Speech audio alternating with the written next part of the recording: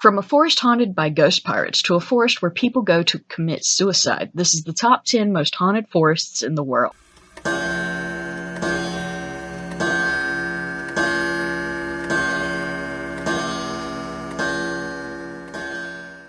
Hey, Clockwork Ghosty here. Today, in honor of the Blair Witch movie coming out this week, we're going to count down the top 10 most haunted forests in the world.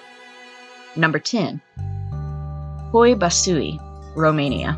The Hoi Forest is a forest situated to the west of the city of Cluj-Napoca, near the open-air section of the Ethnographic Museum of Transylvania. The forest is used as a common recreation destination. In recent years, a biking park has been added to the forest, along with areas for other sports such as paintball, airsoft, and archery. But it has a reputation for paranormal phenomena. The trees in the forest grow strangely, some twisted and distorted, like trees from some old fairy tale, some with 8 trees growing from the same roots. There have been burn and char marks on some of the trees and stumps as well. A clearing in the forest looks like a perfect crop circle. It's said that no vegetation will grow in the circle. Scientists have taken samples, but found no reason why grass or other plants wouldn't grow there. Electronics taken close to the circle usually malfunction. A paranormal investigator went to the clearing to film a piece for his show. He was filmed being thrown to the ground and scratched by an unseen force. There have been UFO sightings, with a military technician from Cluj named Emil Barnia captured a famous photograph of a UFO over the forest's Poiana Rotunda, the round meadow. The photo was judged to be among a few of its kind which are supposedly authentic, according to the assessments. Throughout the 1970s, more UFO sightings were recorded. Even as late as 2002, a couple who lived on the outskirts of Cluj filmed what looked like a UFO hovering above Hoia-Baciu. Glowing green eyes, heavy black fog, and figures have been sighted in the forest, as well as bright lights and orbs. This forest has been called the Bermuda Triangle of Romania. Most locals will not enter because of the fear of never returning. The name of the forest translates to shepherd's forests. Its name comes from a story in which a shepherd, going into the forest with his 200 sheep, never returned. Some who have braved it complain of missing time. One such story focuses on a 5-year-old girl who wandered into the woods and got lost.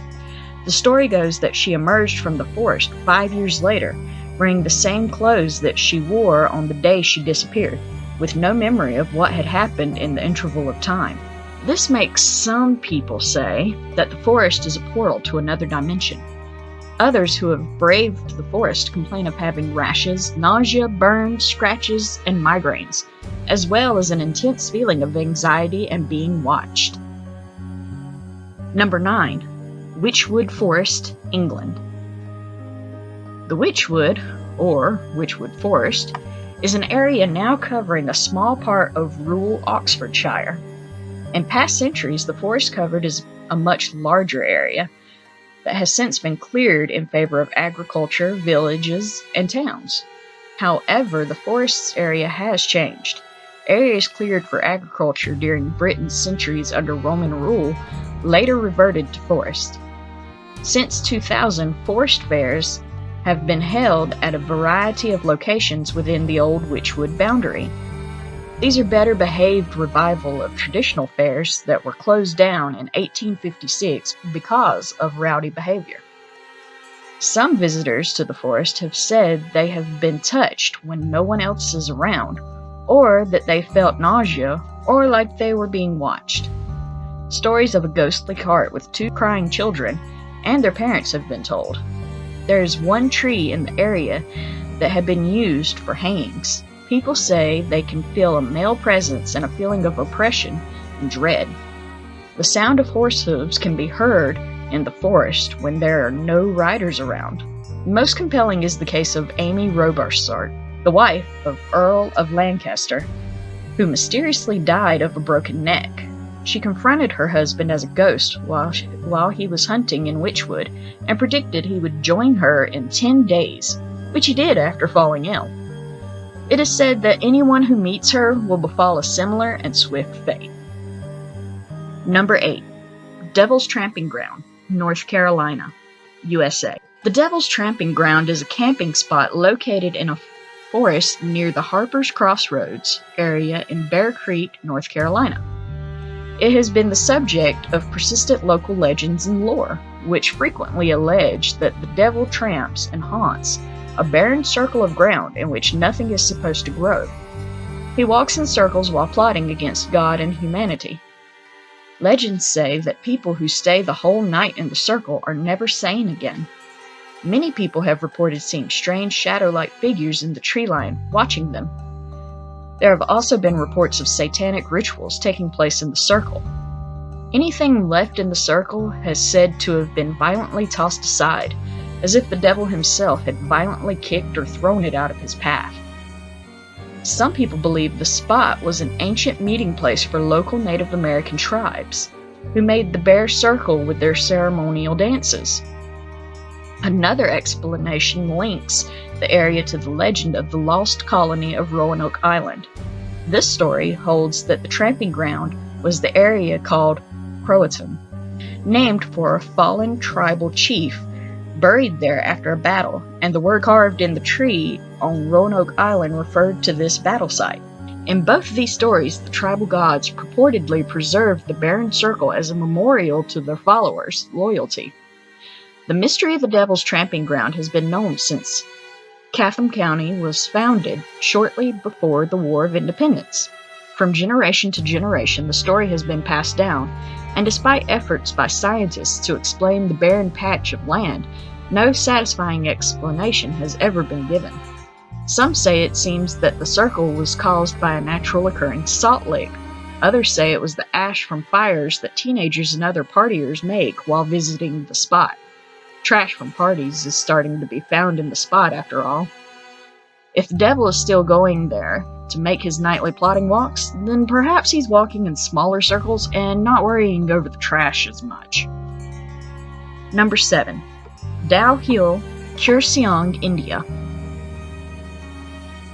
Kurseong is a small town located about 32 kilometers from the famous hill station in Darjeeling. The actual name of the place was Karsang, meaning Land of the White Orchids, in the Lepcha language, but over the time it changed and this town is now known as Kurseong. Usually with places believed to be haunted, that is one particular spot that seems to be the center of all supernatural activities. But with Kurseong, it is a different story altogether. It seems that this entire hill station is more or less a ghost town. A haunted building, a haunted road, mysterious forests, sinister treks, headless corpses, ghosts of a woman running after people, whispers in the wind, red eyes in the dark, screams of women, mysterious deaths, you name it, and Kurseong has got it. Every ghost story, every legend you have ever heard seems to have taken shape here, and of course the locals brag about it so fondly. As per the locals, while walking alone on the roads of Dow Hill, several people found themselves being followed by a headless boy. Later on, this ghost would just disappear in the forest, but would forever haunt the memories of the person who saw it. People talk about how anyone who ever saw this ghost would always have the feeling that they were being followed by someone, or there was a pair of eyes looking at them all the time. This feeling would torment and depress the person so much that it would eventually lead to a suicide. The Victoria Boys High School is believed to be the place where the spirits reside. Local residents say the sound of footsteps emanating from the school can be heard, even when the school is closed for the months from December to March. Some of the other tales about the Dow Hill Forest are the usual tales of people hearing voices, sightings of a woman in white, red eyes staring out of the dark, and many more of the ghost tales that you would usually hear about. Another thing that Dow Hill is notorious for are the murders and suicides that have taken place here, that of which the administration office have no record. Number 6.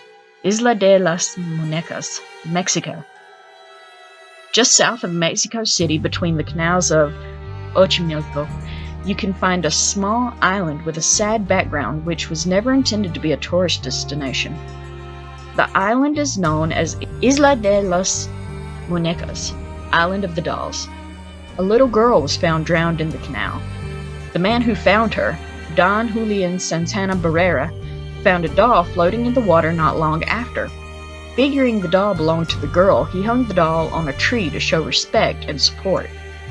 Some say the man became a little distraught that he had not been able to save the girl and would find more dolls and hang them on the trees. He began to think the little girl, as well as others, haunted the dolls. Santana did not clean up the dolls or attempt to fix them, but rather put them up with missing eyes and limbs, covered in dirt and generally in whatever ramshackle state he found them in. Even when the dolls arrived in good shape, the wind and weather turned them into cracked and distorted versions of themselves. In 2001, Don Julian was found drowned in the same spot as the little girl. The locals described it as a charmed, not haunted, even though the travelers claim the dolls whispered to them.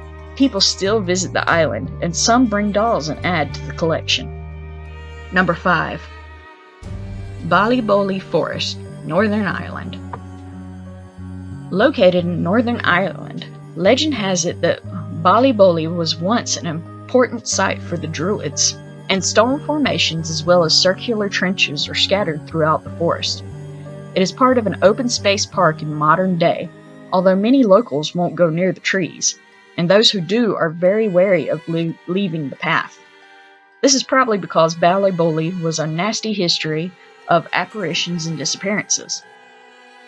During the 15th, 16th, and 17th century, as many as 30 people went missing around the area. Shadow figures have been reported wandering through the trees in both human and animal form, and strange noises are often heard from the forest after nightfall. In 1994, a couple was walking through the woods and they started hearing screaming nearby. A moment later, they saw a large shadow cloud materialize in front of them and quickly left the forest. In 1997, two men were walking through the woods when they heard a loud flapping noise.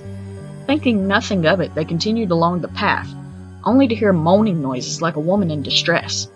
Convinced that someone was in trouble, the men headed off the path in the direction the noises were coming from, only to find no one. Suddenly, they realized that several trees around them were smeared with blood. Screaming and crying began around them as soon as they noticed the trees, and the two men fled in terror. As they were running, one glanced behind him to find 4 figures cloaked in tattered brown robes standing amidst the trees. In addition to the trails and paths that the Park Services has constructed through Ballyboley Forest, there are supposedly natural footpaths through the trees that stay open and clear with no maintenance work from park rangers. They are wider than deer paths, and park rangers sometimes return to their construction of official paths to find fallen trees blocking the way and several natural footpaths leading off the main road in all different directions.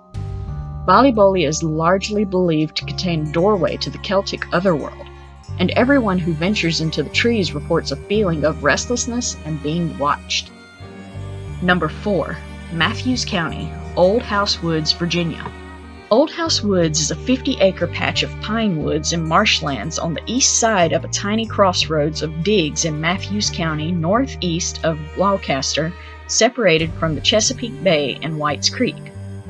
One of the Old House Woods legends involves the Storm Woman, a fair-haired, nightgown-clad spirit who is said to appear when a gale comes in off the bay, raising above the treetops to shriek a storm warning to the watermen. Other sightings include armor-wearing skeletons with swords, a headless man searching for his lost love, and ghost horses and cows that appear and disappear in an instant. There have been an extremely high number of reports of paranormal activity around Old House Woods and the surrounding creek waters, said to be one of the most haunted places in Virginia, with ghostly figures of ships, pirates, cavaliers, and witches, noises and assaults on persons and vehicles with the wind howling, trees bending and creaking, and the forest being very dark at night that the trees were so thick that virtually obscure any visible moon or stars. According to one of the treasure tales, a band of pirates buried their treasure in the woods on the banks of the White Creeks and set out to acquire more, but were killed in a storm before they could ever retrieve it.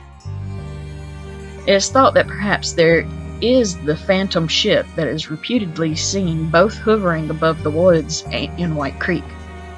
Another well-known treasure story relating the area tells of chests of treasure being sent to Jamestown from England by Charles II following the Battle of Worcester in 1651, in case he had to flee the country and go into exile.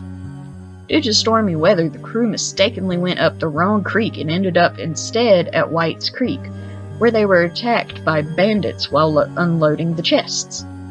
The robbers got away with some of the treasure, and the remainder was said to have been buried by the crew in the woods who planned to return for it. But their ship capsized in the storm, and they were all lost. The advance party, upon returning, went to report to the king about what had happened and were put to death. Many have reported seeing ghost diggers in the woods with their lanterns ablaze at night in the vicinity, and attribute this to the story of the lost English treasure. Yet a third treasure story dates later, following the Revolutionary War in 1781, when a large cache of Patriot plunder consisting of gold and silver coins, jewelry, and other valuables were buried in 4 large cannons at a graveyard near the mouth of White's Creek in the haunted woods by soldiers under British General Cornwallis. This may be true, as there is at least one old cemetery nearby, and Cornwallis likely passed through the vicinity in his flight for Greensboro to Wilmington, North Carolina, and then to Yorktown, Virginia.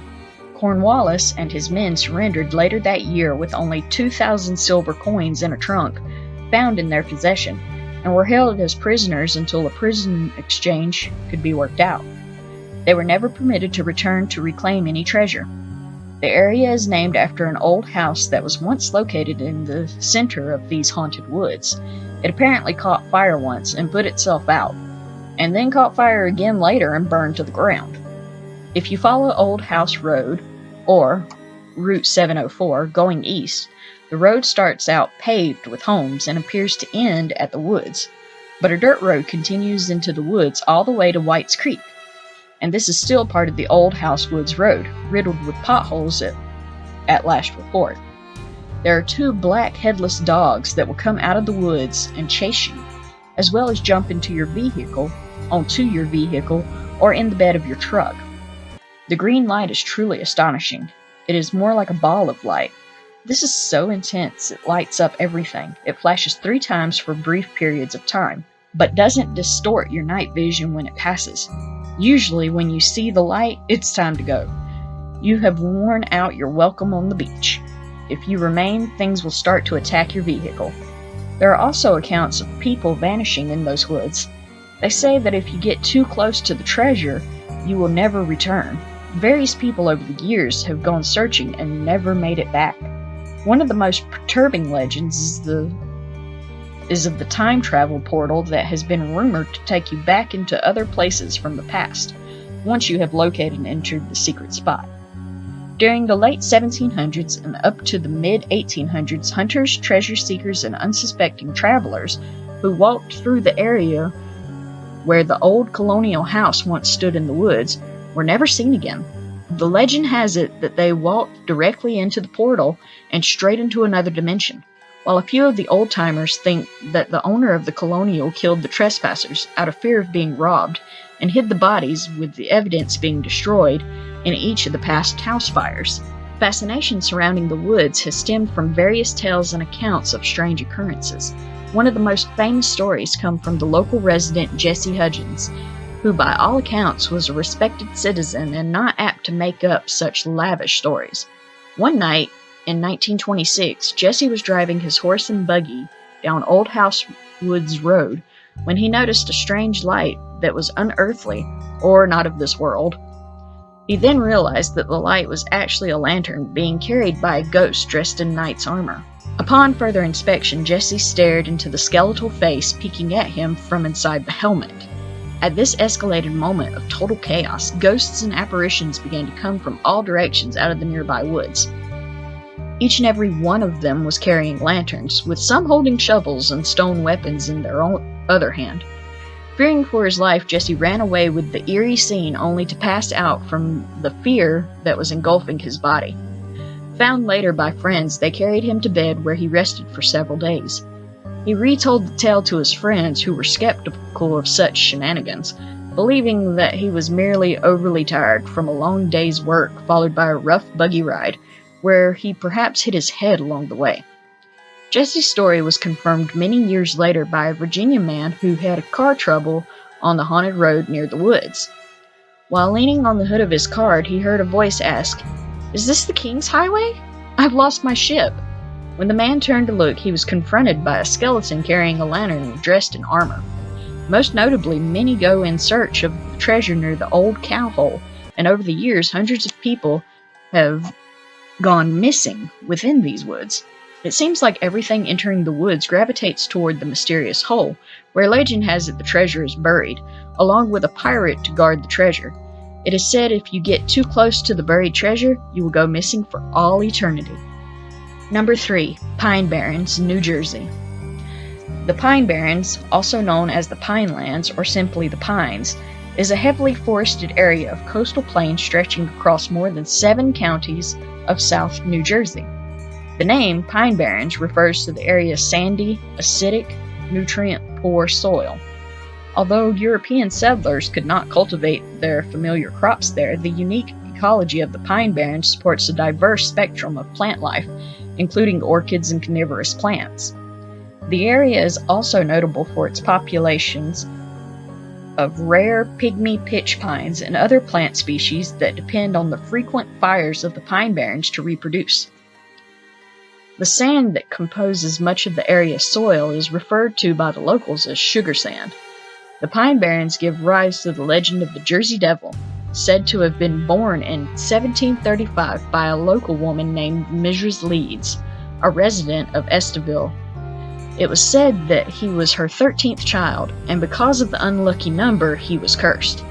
Another story says that the mother gave birth to a hideous monster that attacked her and her nurses, up and out of the chimney and disappearing into the barrens. The most wildly held belief about the origin of the Jersey Devil is that Mrs. Leeds was distraught when she learned she was expecting for the 13th time.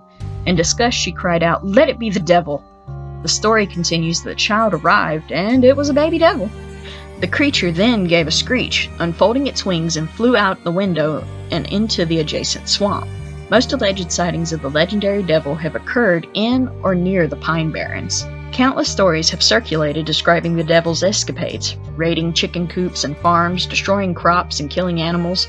His presence has been seen and felt by many in at least 50 different towns when he emerges from his natural lair in the Pinelands and wanders throughout southern New Jersey, sometimes intriguing and sometimes terrorizing the residents. Posses were constantly formed to apprehend the devil, but to no avail, and at one point as much as 100,000 was offered for the capture of the Jersey Devil, dead or alive. Several reports of the Jersey Devil's death also proved to be inconclusive, and even the scientific community could not explain its existence. Belief in the Jersey Devil is quite real and based on records of concrete occurrences. Reliable people, including police, government officials, businessmen, and many others, whose integrity is beyond question, have witnessed the devil's activities. To this day, people traveling down the Garden State Parkway or the Atlantic City Expressway report sightings of something or tell stories of strange occurrences. Many continue to believe that the legendary being is still around disturbing the region and will continue to do so for generations to come. Number 2. Aokigahara, Japan. Aokigahara, also known as the Suicide Forest or Sea of Trees, is a 35 square kilometer forest that is located at the northwest base of Mount Fuji in Japan. The forest contains a large number of rocky, icy caverns, a few of which are popular tourist destinations. Aokigahara Forest is very dense, shutting out all but the natural sounds of the forest itself. The forest has a historic association with yurei, or angry ghosts of the dead in Japanese mythology, and it is a notoriously common suicide site, in which 54 took place in 2010. For this reason, a sign at the head of the main trail urges suicidal visitors to think of their families and contact a suicide prevention association.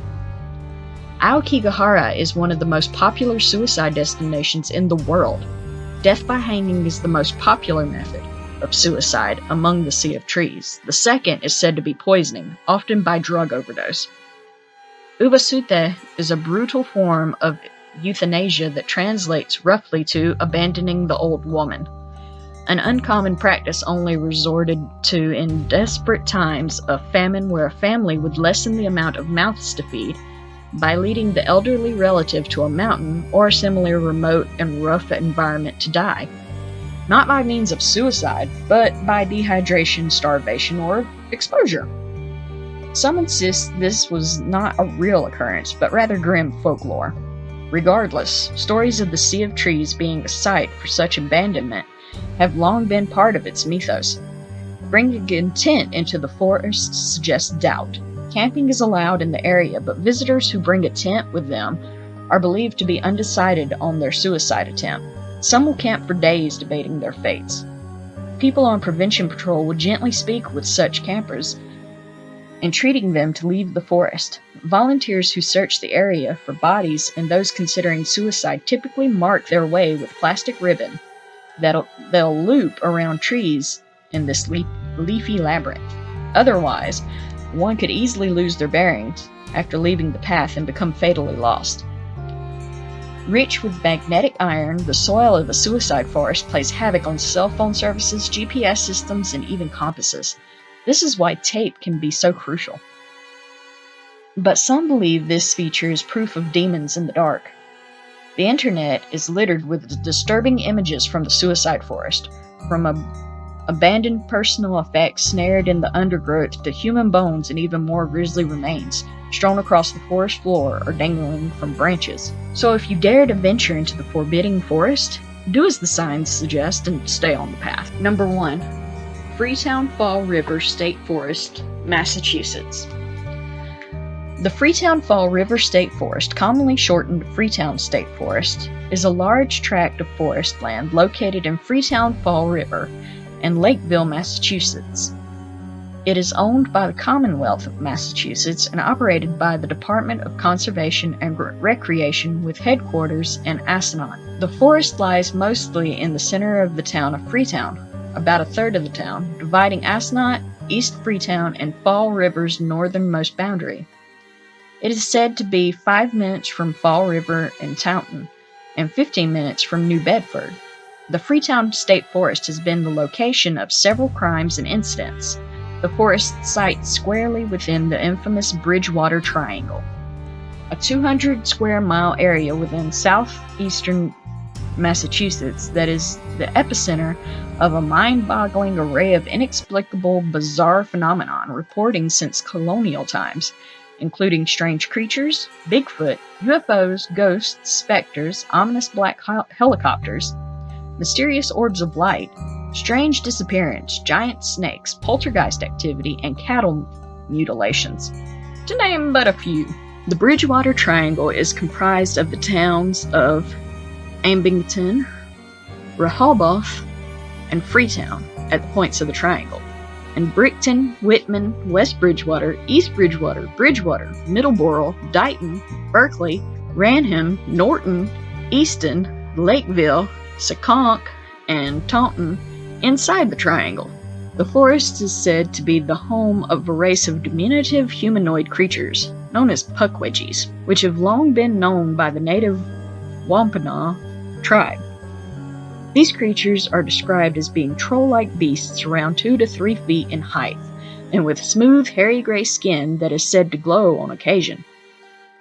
The puckwedgies have a notorious reputation for mischief and mayhem, and are said to intentionally startle people, throw rocks or sand in their faces, push or shove them, kidnap them, hurl them from cliffs, wrestle with them, or even attack them with knives or spears.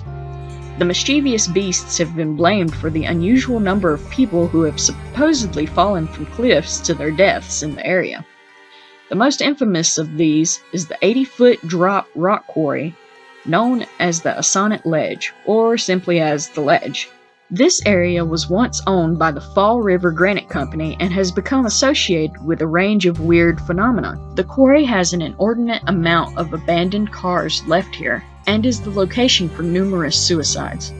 Visitors to the ledge have reported being overcome with an urgent, unshakable sense of dread and foreboding when venturing near the quarry, and the area has been rumored to be an alleged hotspot for Satanists and strange cults, as well as ghost sightings.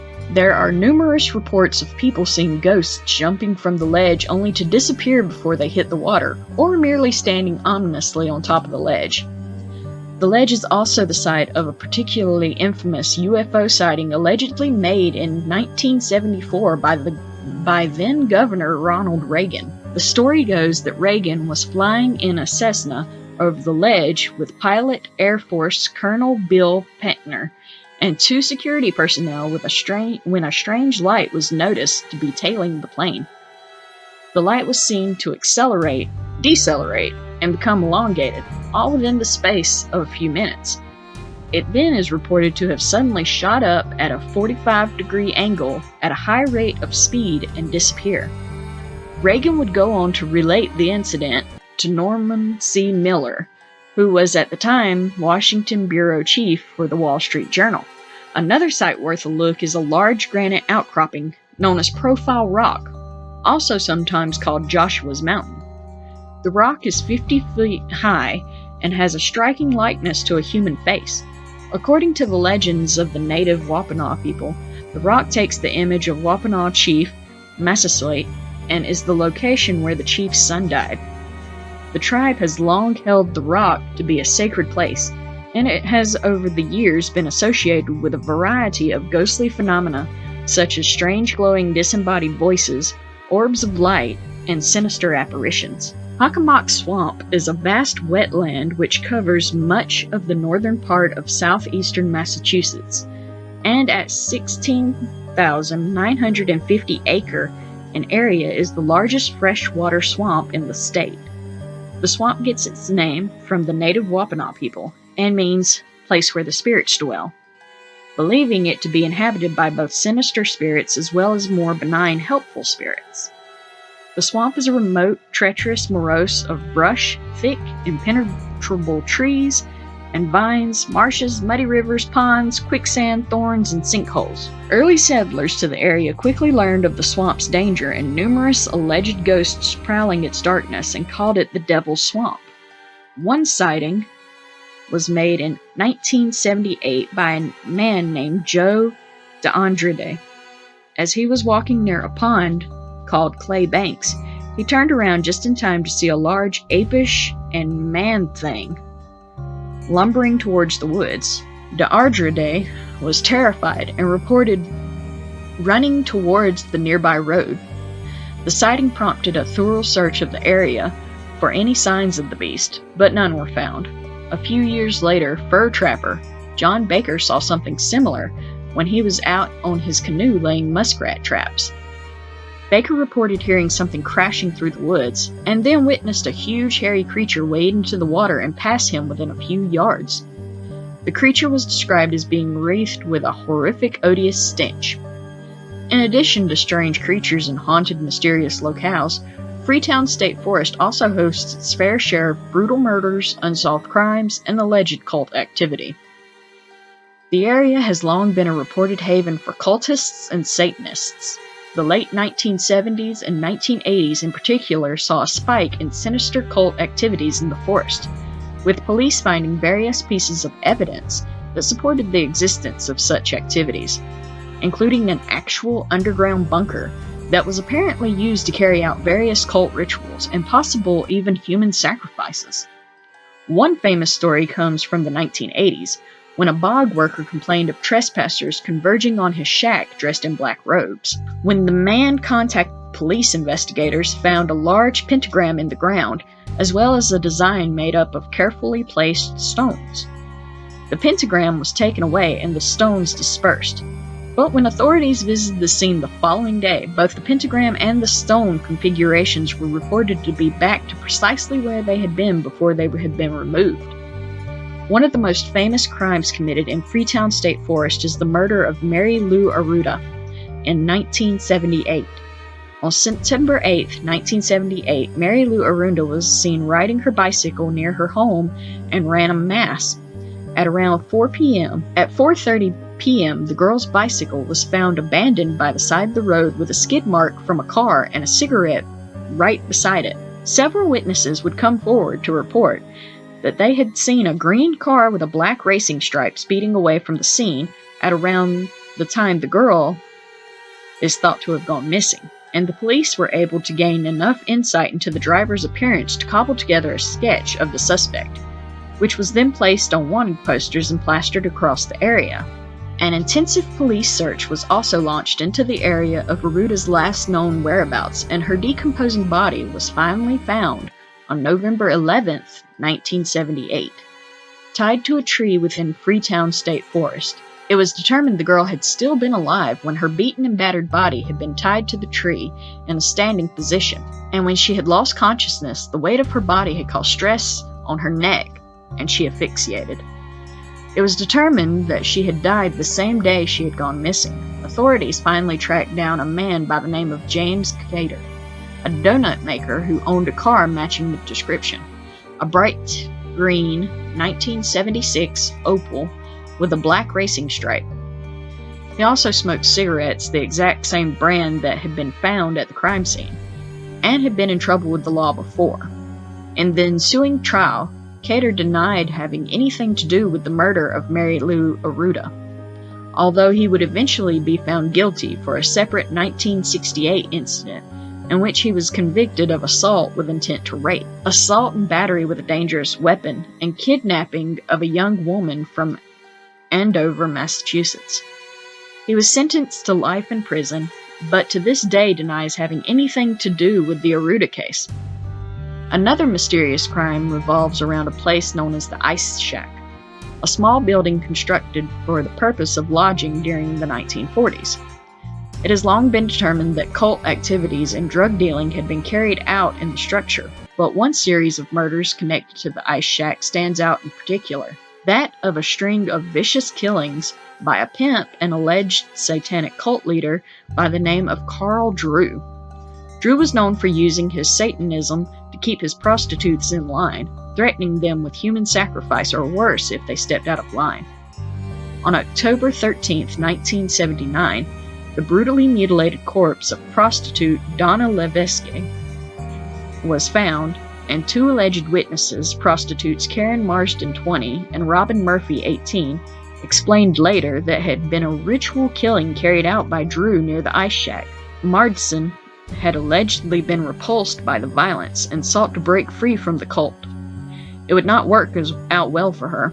On February 8, 1980, she would be tortured and killed in an alleged satanic sacrifice.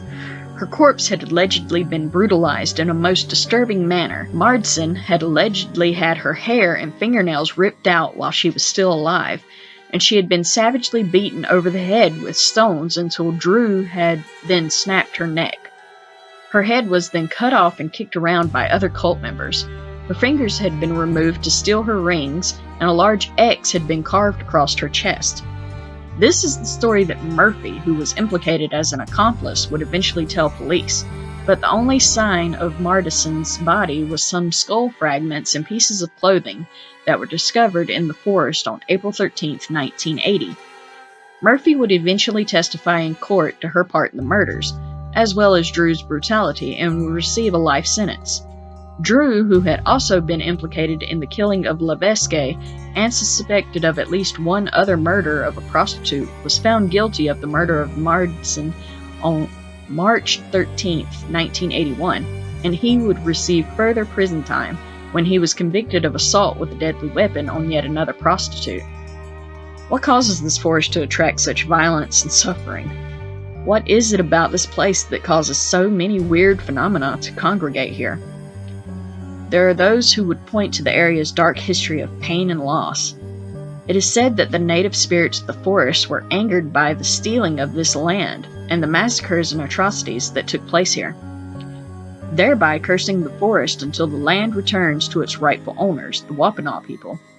Others say it was the native elders themselves who cursed the land while under the shadow of oppression and inequality.